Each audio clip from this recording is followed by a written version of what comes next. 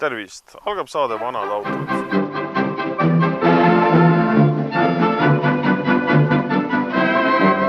Yes. 1976 asutas Valeri Kirss vanade autode kogumise klubi Uunik.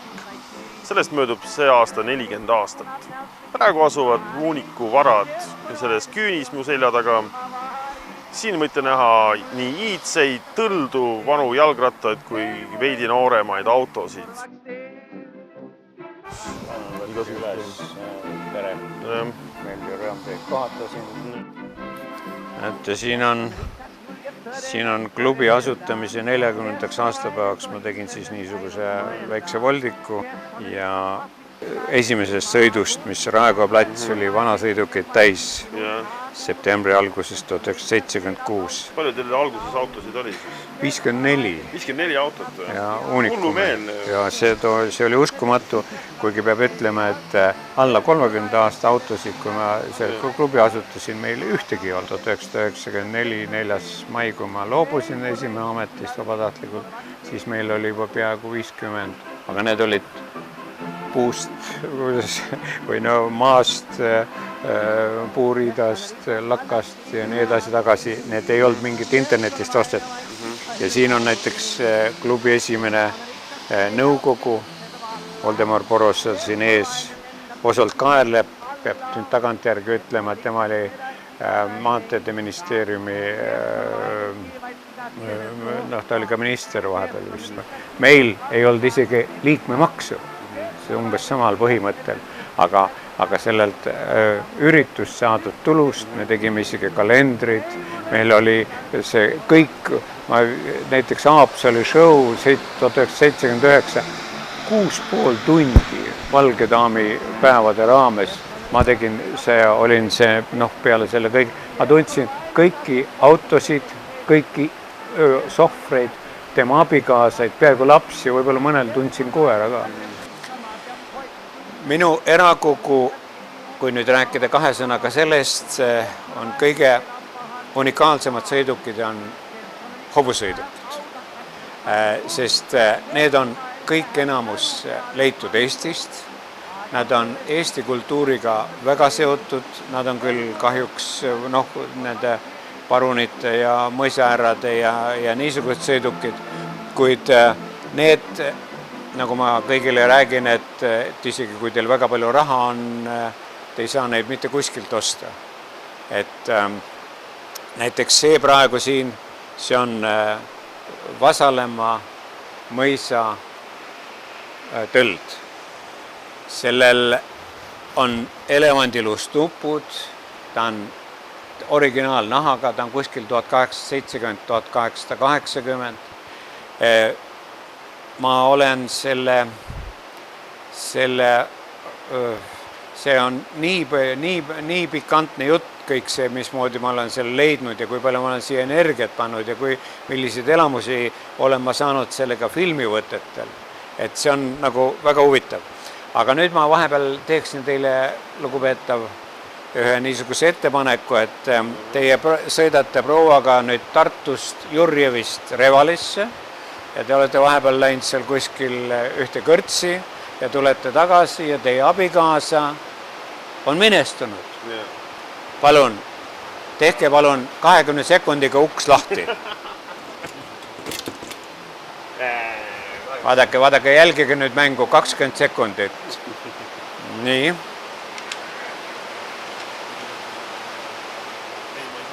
See on mul niisugune intelligentsiproov siin ja sellele järgneb see, et kui nüüd see inimene ei tee seda lahti, siis ma tavaliselt kutsun ta aasta pärast tagasi.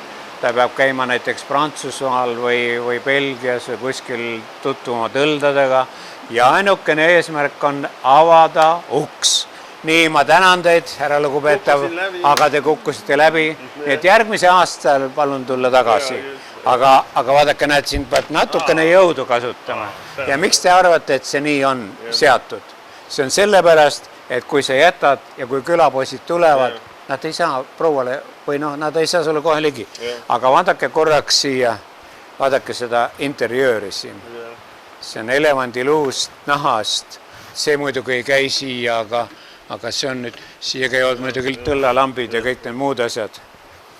Aga need on väga unikaalne käsitöö, mida mõelda, et Katariina sõitis Peterburist Krimmi, no tal olid muidugi natukene ägedamad tõllad. Aga vedrutus oli tal, aga ei tea, aga ta on Seda proovida võib ka? Kuidas? Sisse istuda võib ka? No ma ei tea, kui te nüüd julgete. Teis on tust lahti ju.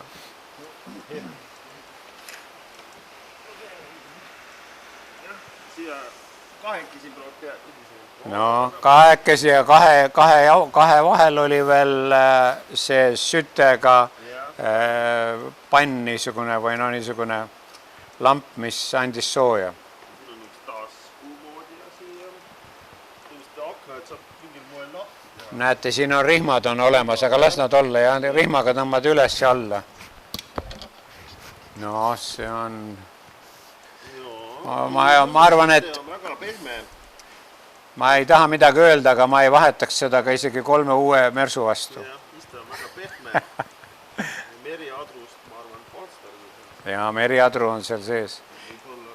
Seal on ühel aastal olid siin väga näljane aasta oli, siis on hiired paar auku teinud, aga...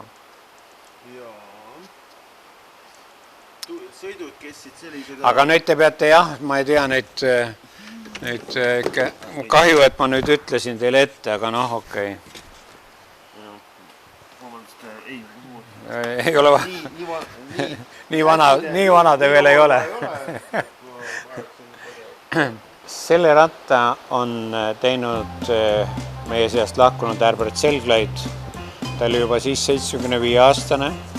Ja see on väga klassikaline juhus, kus inimene, kes on otsiva vaimuga terve elu, kes oli piltnik ja kunstnik ja kõik muud asjad, kuidas tema tellis Pariisi või sealt Berliinist muuseumist rattajoonised ja abilisega tegigi Selkani nimelise koopia. See on väga hästi tehtud ja ongi nagu sellest ooperist, et igaüks tegelikult nii või teisiti, kas sümboolselt või otseselt peaks ju jalgratast iseenda jaoks leiutama. Selle ratta jäänused ühe kodaraga koos, mis oli pärast hiljem nagu selleks šniti võtmiseks, oli Kuusalus Prügimäel ja üks klubikaaslane kinkis ta mulle. Ja ma olen see on mu esimene nii-öelda unikum, mida ma olen kaudselt taastanud. Ja vaadake, kuidas see sõitmine käib. Paned jala siia peale. Nüüd muidu võib-olla ei olegi. Siit võtad selle kinni. Need on nüüd nagu redel. Paned teise jala siia peale. Sa lükkad ta liikuma. Kui sa liigud, siis lükkad siia teise jala peale ja siis tõmmad ennast siia peale, aga vaadake, siin on ainult 10 centimeetrit. Kui sa hüppad üle, on salto. Kui sa sõidad allapoole mäge, siis on ka võib-olla salto mortaal. Aga et see on mulle elamus kogu eluks ja praegu mul selliseid ämblik-tüüpi rattaid 2-3. Teie selja taga on, näete, veel võimalik üks restaureerida, näete siin teie selja taga. Ja seal on ka veel üks. Hello. Hello. How are you? Good. Good. Very good. Very good. You from? Holland. Holland. Yeah, I have one Flying Dutchman, Holland. Yes, I see. Yes? Yes. Yes. This. Wow. From bicycle. Yeah. Yeah, it's very, very nice. This was my first rat. Oh, you were the first rat. First rat. 40-year hobby. 40 years. 40 years. This is for you, sir. This is the Brezhnev bodyguard car. See on SIL 115 ja need on tegelikult ainult, need ei antud kunagi Eestile. Need on ainult keskkomitee ja parteikomiteede või parteisekretärid omad. see on nagu bodyguardide jaoks oli mõeldud ja minul rohkem jõudu ei ole, kui ma lasin selle kapoti ära värvida, et näeksite, kui ilus see kapott on ja ma lasin ka teha selle uue Vahur lasi teha selle iluvõre siia. Selline väga pehmed istmed on siin ees on mingi lisaiste, mis jalgade ruumi, ma arvan, et Brežnevi autol need lisaistmed ei olnudki, see võtab jalgade ruumi oluliselt vähemaks, aga noh, mis siis? Näed, saab jalad ilusasti edasi pikali lasta. No, tuhatoos, Brežnev oli kõva suitsumees elu lõpuni, kuigi ta oli ära keelatud see. Selliseid sille toodeti umbes paarkümmend. Et see on käsitöö, väiksest tiraažist toodeti neid ja mõeldud ainult kõrgematele, Nõukogude Liidu kõrgematele parteitöötajatele ja kusjuures ka Ukraina ja Valgevene parteijuhtidele. Miks pärast niimoodi, sest Ukraina ja Valgevene olid Nõukogude Liidu asutajaliikmed koos Venemaaga ja seetõttu siis koteeriti siis Ukraina ja Valgevene parteijuhte kõrgemalt. Aga Eesti parteijuhid sellist luksust tunda ei saanud, neile piisas Tšaikast. Tšaika oli siis küll umbes sama suur, natuke väiksem, aga üldiselt ei olnud teda käsitöö, vaid oli toodetud sellise suur seeriana, siis mitu tuhat tükki. See võttis tema mainet natuke allapoole. Et selles mõttes, jah, see on eksklusiivne sõiduriist.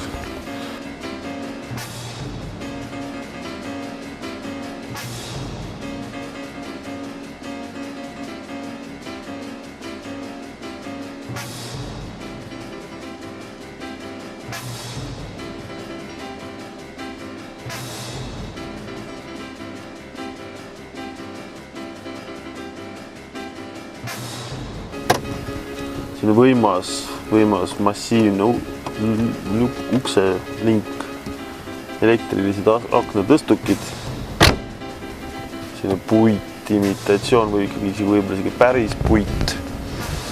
Ja toodeti siis, see väidetavalt on siis mõeldud rohkem ihukaitsel, aga ega tea. Sageli või mõnikord sõitsid siis ka kõrgemad isikud ka veidi väiksemates või tagapool olevates autodes, et võimalikku atentaadi ohvri minimiseerida, seetõttu võis ka Brežnev selles autos sõita. Aga jah, väga mugav, väga pehmed istmed, kõik on polsterdatud, selline mõnus, selline pehme, selline omamoodi selline, ma arvan, et see heliisolatsioon on siin võimas, V8 mootor, 300 hobujõudu. Mu auto on iseenesest väga raske ja seetõttu see 300 hobujõudu on võib-olla isegi vähem. Ja uks on raske, üldiselt kombekohaselt tegi siis ukse lahti ihukaitse, aga siin on mõeldud ka selle jaoks, et kui peaks ise välja saama.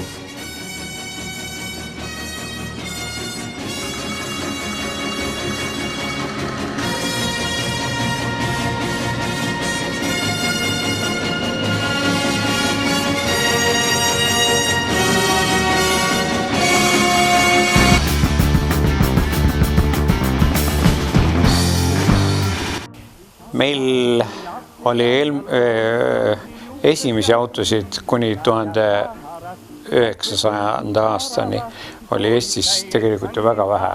Mõned parunitel ja mõisaaradel olid. Ja ka eelmise sajandi, 20. sajandi alguse masinatest on meil tegelikult enne maailmasõda praktiliselt ei ole ka mingeid masinaid enam eriti säilinud. See masin ei ole ka nüüd niisugune täiesti originaalne masin. See oli, ilmselt oli Rotermanni, selle vabrikandi üks masinatest. Mina leidsin ta Kohilast linnaleotusaugust. Kõik see raam oli absoluutselt vastu valgust paistis läbi. See mootor, selles siin puudus kolv ja keps ja 25 aastat otsisin ma siin sidurit. Pärnu mees Talmar tegi põlve otsas kolvid ja kepsud, ilma et üldse midagi oleks neidist olnud. Moskvas, kui ma käisin ja tahtsin, et omal ajal, et nad teeks, siis nad, eksperimentaalne tehas oli seal. Siis see jäigi sinna. Aga kõige huvitav on see, et sidurid, mis ma igalt poolt internetist ja igalt poolt otsisin, pärast tuli välja, et siin on niisugune O-ratas. Selle O-ratta sees oli see sidur olemas. Siis näiteks see rool on üle 100 aasta vana. Absoluutselt siiamaani. Ma ei ole mitte midagi taga teinud, aga mõelge, isegi liim. Ma ei tea, mis liim see on. Et on vastu pidanud. Selles mõttes. See sillad, käigukast, mootor, raam, need on omad. Kere on nagu ise tehtud. Aga kõige tähtsam vana auto puhul on tegelikult just see mootor. Ja kui siia investeerida ja panna, siis võib-olla saaks sellest ka midagi asja, aga ta on nagu, minu erakogus on ta siis nagu enne esimest maailmasõda niisugune ja meil Eestis tegelikult siiamaani ei ole enne esimest maailmasõda autosid. Nii et kõik on suhteline. Väljamaalt võid muidugi osta, aga see pole enam see. Nii, aga nüüd noored, kas te olete näinud niisugust masinat? Ma jätkuvalt väidan, et Eestis sellist masinat nagu ka Lätis ja Leedus ja ka Soomes vist ei ole. Niisugust, millel autojuht on ka valge inimene. See on Verdek, present läheb lahti. Nii, limusiin, saad aru? Laste või siis koerte kohad või ma ei tea, kasside kohad ja prouad võivad siin tagumine osa, ta on praegu poolik ja toorik, aga läheb lahti ja prouad võivad taga kohvi juua. Seda nimetatakse Landaulet. See on Unik Berliner Landaulet aastast 1926. Mina, kes ma teil 4. oktoobril kutsusin kokku 1975 klubi Uniku ja 40 aastat tagasi me tegime klubi Uniku, kusjuures ma olen selle klubi ka nime andnud, siis ma ei teadnud tookord, et oli ka unikautosid. Aga selle ma tellisin interneti teel 2005. aastal Rotterdamist. Ma olen siia väga primitiivselt nii-öelda selle kokku pand, plekid siin natukene, nad kõik olid täiesti ära keeratud, väänatud, tehtud, aga iseenesest selline tüüp masinat, minu jaoks ta on nagu sümboolne nagu unik selles mõttes. Siin on originaalmootor ja asjad kõik olemas. Ja ma sain ta isegi kolvid käima. Aga siin on üks väikene probleem, et kui ta peale tõstete, siis hangudega nii-öelda haaradega tõstete ta üles ja siis see käigukast, mis on mootori küljes monoliitselt, see läks katki. Minu lemmikmasin on Fiat 502 1924 ja alles paar aastat tagasi sain teada, et see on Fiat Lux. Saate aru, et näete isegi sellised asjad lahti selle autol, näete tuuletus, need värgid. Ma olen sellega olnud vähemalt 6 korda Gruusias filmivõtetel, rääkimata Valgevenest, Moskvast, Peterburist. Näiteks olime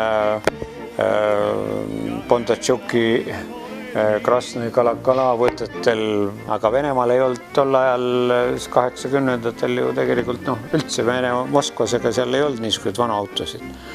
Ja ma olen sellega niisuguseid elamusi saanud, mida ma mitte mingi raha eest ei saa.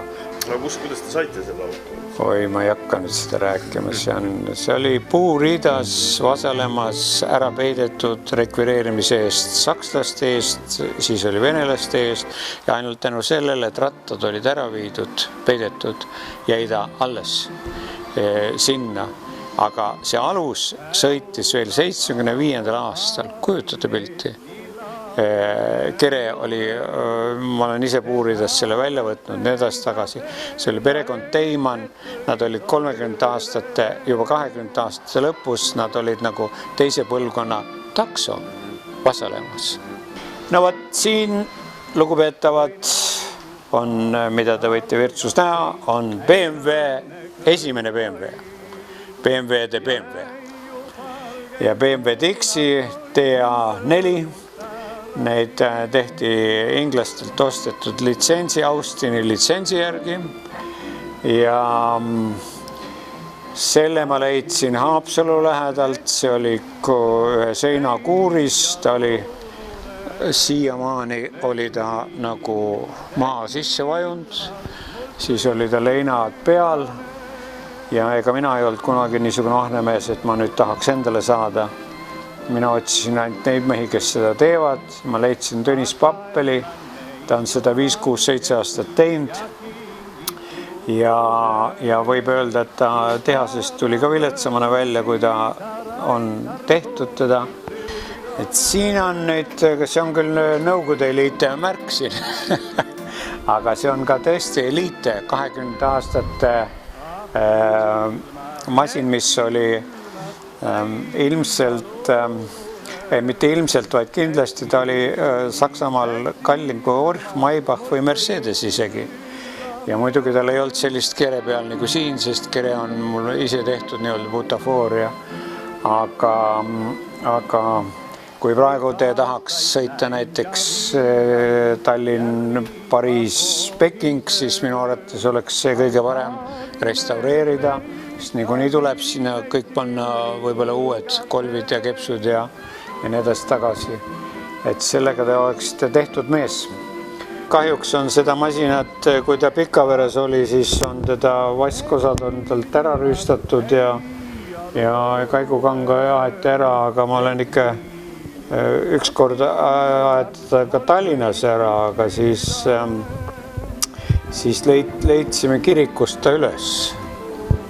Ta ei olnud nüüd kirikus, aga ta oli Kaberis. Aga muidugi sellest võiks teha huvitav unikaalse masina. Ja meie Heiki Piltsega Tallinnast Vabaduse puiesteelt me soetasime selle nii-öelda lätlaste röövretkede vastukaaluks, tõime Lätimaalt ära selle Peugeot Quadraletti aastast 1922. See on praegu ka veel, kuigi nad on vist arvelt maha võtnud, ta on Eestis kõige vanem tehniliselt või numbriga masin ja arvel oli. Ma olen sellega sõitnud isegi Pikernike ringrajal võidu sapakaga. Ja ma ei teadnud, et ei tohi nagu ette jääda ise teadlikult ja ka ma ei lasta teda mööda. Ja ma võitsin teda. Nii, aga minu kogu rariteetsem sõiduk julgen väita, et see kõlab väga labaselt Škoda Superb 6. Aga see on sõja otstarbeks tehtud, see on Jeep, see on Göring AG Gesellschaft teinud, anastatud Tšehhis, Saksa töö, Inglise patent ja Tšehhi tööjõud. Ma olin sellega Elem Klimovi filmi Sidisma 3, mine ja vaata, ega te näinud ei ole vist? Olete näinud? Mulle pandi ka, ma olin Volkswageni juht ja see oli ka mul seal. Ja mulle pandi ka SS Sonderkommand või selle ohvitseri mundrisse ja me olime 3 kuud olime Belaruska ja Balotas, Valgevenemaal seal soode keskel. Kuna Elem Klimovi stsenaariumi järgi lõpus pidi meid üle valatama ja maha põletatama. et siis me pidime selle väga kaua aega olema. Aga ma ei ole teist niisugust filmirežissööri ja tegijat, nagu seda Helene Klimov Rahu tema põrmule üldse näinud. Ta tundis kõiki 200 sõdurit Eestimäe pidi. Ta käis minusuguse, ma olin siis nii-öelda vanade autode brigadir. 2 korda käisime otsimas metsas kuuske vastava valguse, fooniga, peisaasi või ümbrusega, kõigega, kuidas ta suhtus. Ja kui selline mees tuleb mind saatma 3-kuuse katse jäneseks olemise ja kõige selle järel tuleb selle Belaruska vaksaali raudteejaama veel saatma ja kingib oma plakati от вечно агонизирующего Елема Valerile. Kujutate pilti? See on, mul võtab, see on uskumatu. Nüüd tuleb sõideta otse enne seda raudposti. See keerab vasakule, jah? Ja. Siis see maja lõpus keerate kohe paremale, nii et otse tõmmate peaaegu viimase garaaži. Keegi ukse peale loll on kraapinud, minu olemuse hästi ära tabanud, pole mõtetki institutsiooni teada. Sumbutäis kostab üsna veider toon, teda rängalt on kahjustanud korrosioon, peab kustatult uue hankima. Saabumine rep loksub kahtaselt, kui paneks sinna ratta mõne vankri all, meister teenitaja, eks on aidata. Jah, jälle olen selline auto all, kartelist õli tikub sirinal, käed kalsu sisse pühin ja asi vask.